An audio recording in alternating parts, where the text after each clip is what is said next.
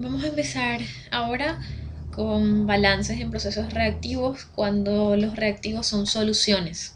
Hasta ahora todos los procesos que hemos venido resolviendo con reacción involucraban a sustancias puras, ya sea gases, líquidos, sólidos, pero en ningún caso trabajamos con soluciones que se mezclaban.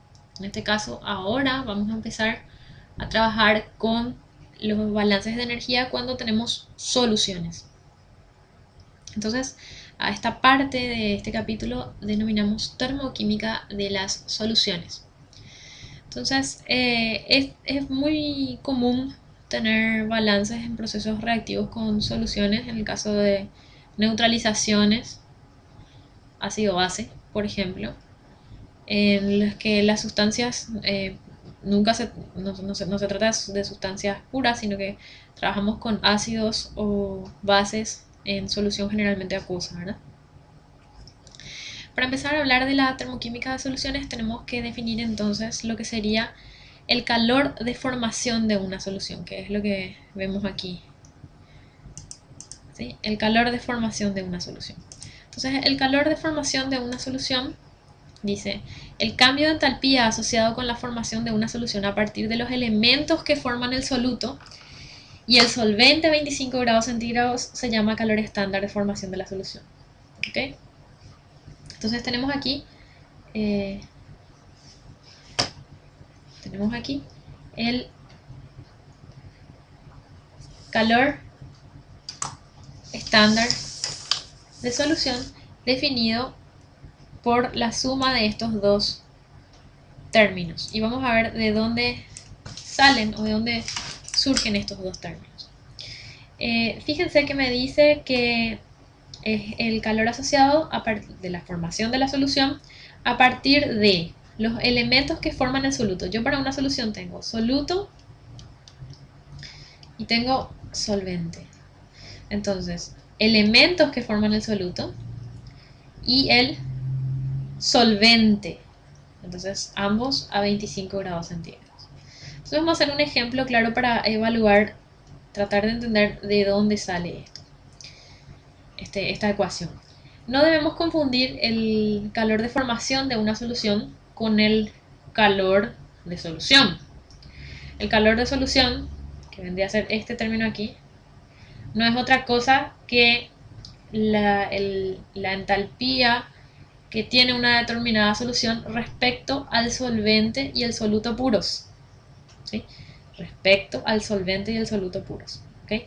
Aquí estamos hablando de la formación de solución a partir de los elementos del soluto como estado de referencia y el solvente. En este caso esto es solvente y soluto. Aquí tenemos elementos del soluto y solvente como estados de referencia. No debemos confundir entonces esto que se desarrolló en el capítulo 5 con esto otro. Entonces vamos a ver con un ejemplo concreto a dónde nos lleva esto. Vamos a imaginar que tenemos un ácido sulfúrico, una solución de ácido sulfúrico acuosa, ¿sí? Y que esta solución de ácido sulfúrico acuosa, por ejemplo al 50% o lo que sea, o con una R determinada, queremos calcular el delta H de formación de la misma. Delta H de formación de esta solución. Entonces nos decía el problema que partíamos de los elementos del soluto. Entonces los elementos del soluto serían hidrógeno, ¿sí? Más azufre, más oxígeno, que me forman el soluto. Entonces parto de los elementos del soluto para formar el soluto. Y luego me decía que era soluto, estos elementos, más el solvente. El solvente, ¿verdad? Entonces la unión de estos dos termina formándome la solución acuosa. Entonces el delta H de formación estándar de esta solución es el siguiente. La suma de esto, ¿sí?, más esto otro. ¿Esto qué es? Es el delta H de formación del ácido sulfúrico. O lo que es lo mismo generalizando sería el delta H de formación del soluto. ¿Más qué cosa? ¿Qué era esto otro?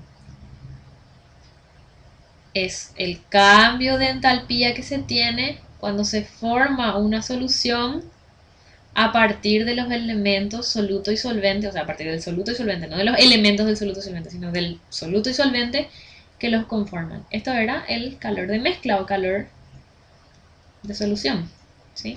Entonces, delta HS. Entonces, de aquí tenemos la ecuación que se nos mostraba en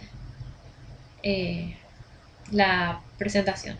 Esto está multiplicado sencillamente por los moles de soluto, por una cuestión de cómo está expresada en términos de extensivos la ecuación.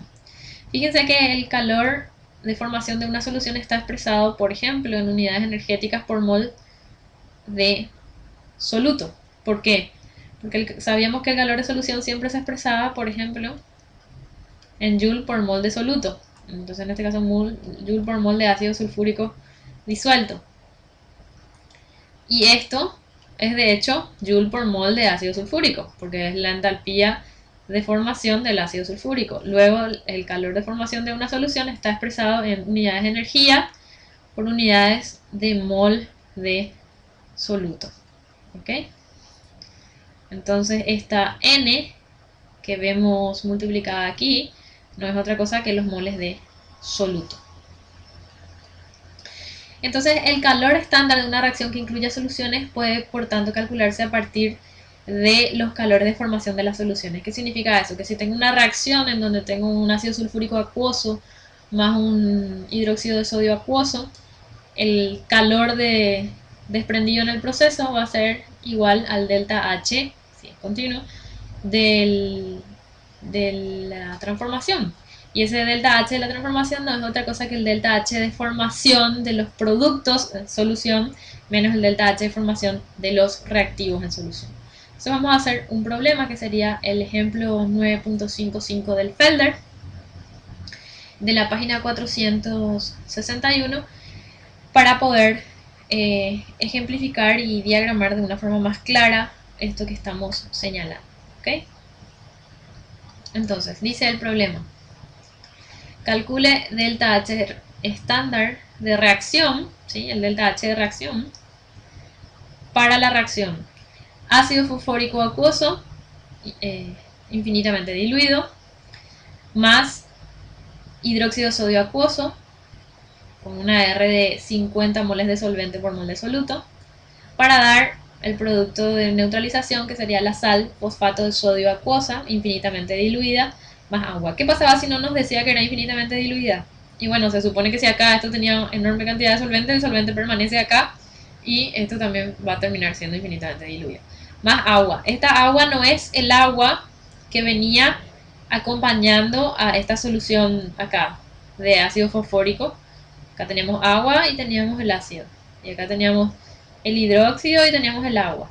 Water, voy a poner. No es esta agua ni esta agua que viene acompañando aquí, sino que es el agua que se forma por romper los enlaces aquí